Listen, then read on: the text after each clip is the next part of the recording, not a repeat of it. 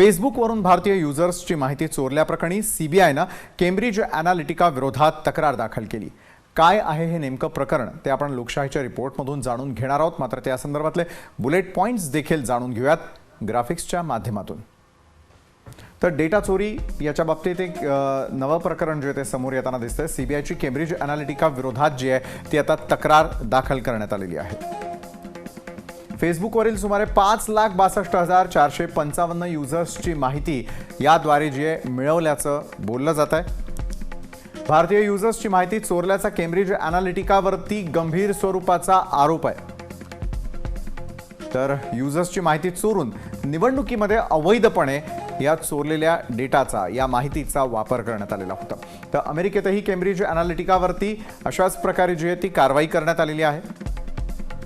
तर अशा प्रकारे जर तुमची आमची माहिती ही चोरली जात असेल, त्याचा अवैधपणे वापर केला जात असेल, कारवाई होणं हे अपेक्षितच आहे। पाहूयात या संदर्भातला रिपोर्ट आणि त्यानंतर सखोल विश्लेषण।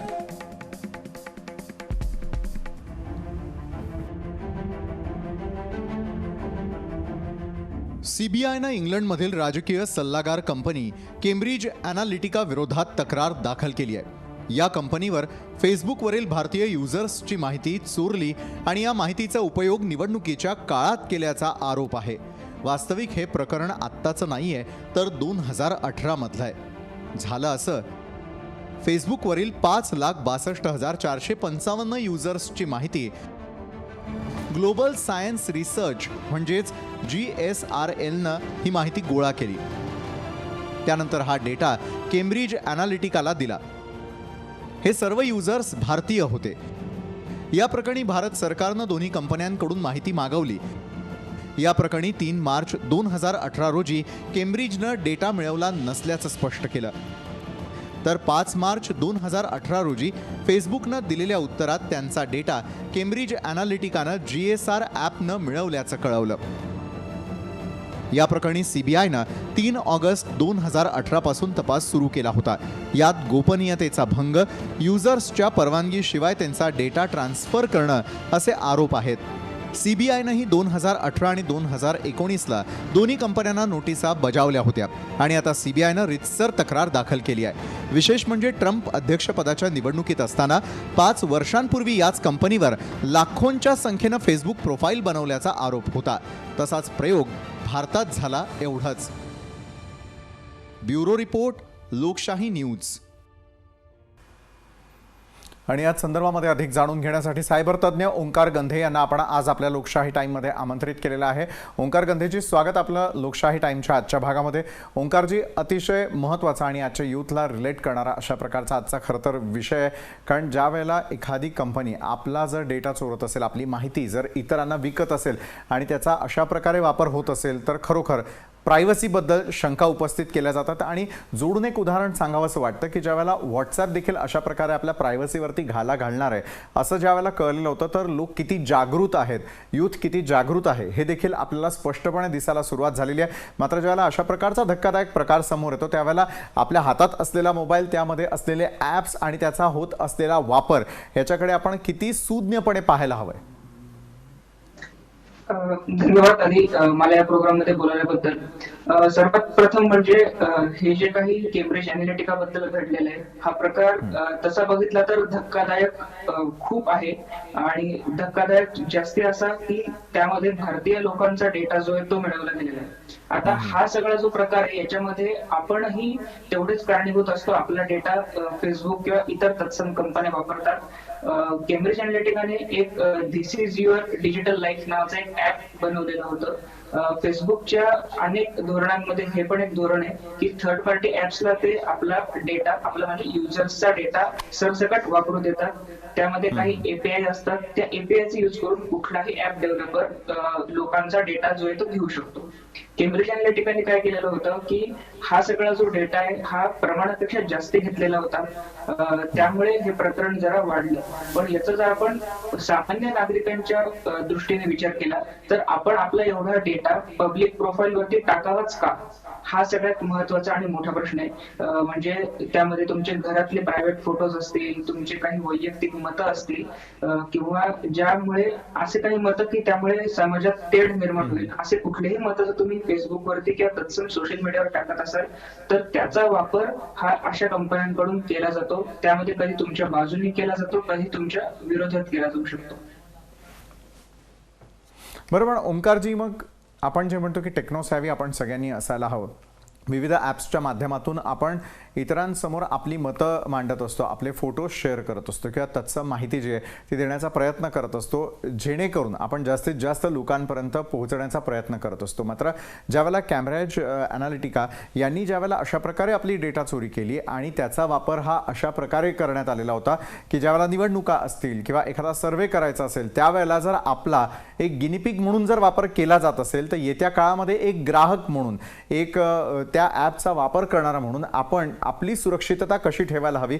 कारण आजच्या जमान्यामध्ये थोडंफार का होईना तुम्हाला सोशल मीडियावरती ॲक्टिव्ह हे राहावंच लागतं किंवा विविध प्रकारच्या ॲप्सच्या माध्यमातून जास्तीत जास्त लोकांपर्यंत पोहोचण्याचा प्रयत्न असतो. कारण मग बिझनेस असेल किंवा इतर गोष्टींसाठी हे सगळं केलं जातं, लोकप्रियतेसाठी देखील या गोष्टी केल्या जातात. मग अशा वेळेला कुठेतरी सीमारेषा आखणं महत्त्वाचं आहे. किती माहिती द्यायला हवी, कुठले ॲप्स वापरायचे आहेत, कुठले वापरू नये, आणि एखादी माहिती आपण सोशल प्लॅटफॉर्मवरती ज्यावेळेला देत असतो त्यावेळेला त्याच्या संदर्भातल्या मर्यादा आपणच आपल्यावरती टाकून घेणं अत्यंत आवश्यक आहे का? बरोबर, एकदमच. आपण आता जर फक्त फेसबुकचं उदाहरण घेतलं तर फेसबुकवरती आपण कुठल्याही पद्धतीची माहिती टाकू शकतो, शेअर करू शकतो. त्यावरती फेसबुककडूनही फारशी बंधनं नाहीयेत. आपण फेसबुकवरती आपला मोबाईल नंबर पासून तर आपली सगळी पर्सनल माहिती टाकू शकतो आणि ती हाईड पण करून ठेवू शकतो. प्रॉब्लेम कधी सुरू होतो जेव्हा हे थर्ड पार्टी ऍप्स पिक्चर मध्ये येतात. फेसबुक स्वतः कुठल्याही प्रकारचा डेटा जो आहे तो डिरेक्टली विकत नाही असं फेसबुकच्या प्रायव्हसी पॉलिसीनुसार म्हणणं आहे. हे जे थर्ड पार्टी ऍप्स आहेत हे फेसबुकचा एपीआय यूज करून गैरमार्गाने हा सगळा डेटा जो आहे तो घेतात. जर युजर्सने हे थर्ड पार्टी ऍप्स वापरलेच नाहीत तर तुमचा कुठलाही डेटा अशा पद्धतीने लीक होणार नाही. आता याचंच जर उदाहरण घेतलं, केम्ब्रिज एनालिटिकाचं जे ऍप आहे ते सुरुवातीला फक्त 533 लोकांनीच इन्स्टॉल केलेलं होतं आणि त्या 533 लोकांच्या फ्रेंड लिस्ट मध्ये असलेले सगळ्या लोकांचा डेटा त्या माध्यमातून लीक झालेला होता.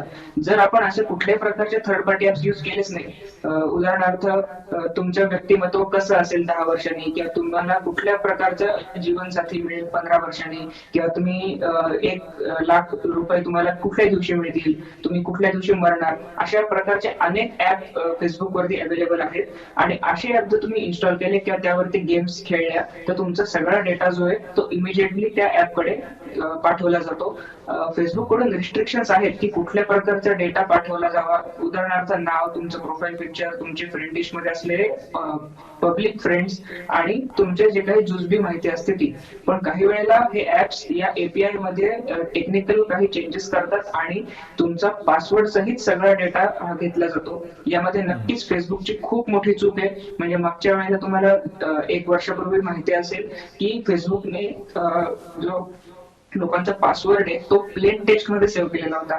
कधीही कुठलीही वेबसाईट युजरचा पासवर्ड प्लेन टेक्स्ट मध्ये सेव्ह करत नाही, तो एन्क्रिप्टेडच असणं गरजेचं असतं. पण फेसबुक इतक्या मोठ्या कंपनीने सुद्धा तो पासवर्ड प्लेन टेक्स्ट मध्ये सेव्ह केलेला होता. त्यामुळे या अशा थर्ड पार्टी ऍप्सना तो पासवर्ड डिरेक्टली मिळून गेलेला होता.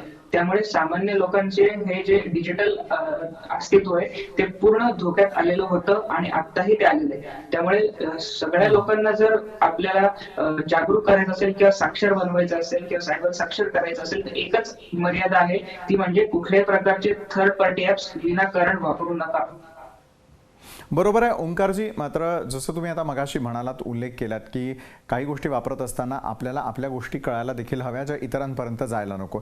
थर्ड पार्टी ॲप हा जो आपण शब्द वापरला किंवा जी संकल्पना सांगितली, थर्ड पार्टी ॲपच्या बाबतीमध्ये सायबर लॉ नेमकं काय सांगतो किंवा तशा प्रकारचे काही नियम अटी आहेत का, तशा प्रकारचा एखादा कायदा आहे का जो ग्राहकांच्या सुरक्षिततेसाठी आहे? जसं तुम्ही आता मगाशी एक उदाहरण दिलं की अनेक वेळा थर्ड पार्टी ॲपच्या माध्यमातून आपण त्याचा वापर केल्यानंतर आपला डेटा तिकडे चोरला जातो. म्हणजे प्रत्यक्षामध्ये फेसबुक ते करत नसलं तरी देखील थर्ड पार्टी ॲपचा कळत नकळत आपल्याकडनं वापर होतो आणि मग आपला डेटा जो आहे तो दिला जात असतो. मात्र थर्ड पार्टी ॲप्सच्या बाबतीमध्ये कायदा किती कडक आहे, सुरक्षिततेच्या दृष्टीनं या कायद्याचं ज्ञान हे सर्वसामान्यांना नसतं किंवा आपण फार त्याचा विचार करत नाही. मात्र तशा प्रकारचे कायदे देखील आहेत का इतर देशांमध्ये किंवा आपल्या देशात त्याचा कितपत वापर होताना दिसतो?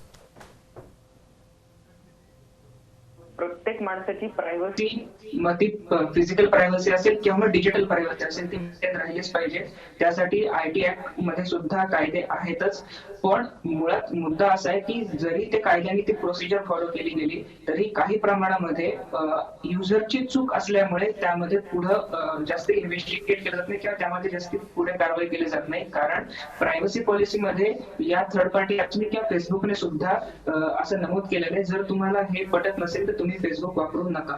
त्यामुळे काही बाबतींमध्ये फेसबुक त्यांची जी बाजू आहे ती आधीच त्यांनी क्लिअर केलेली असते.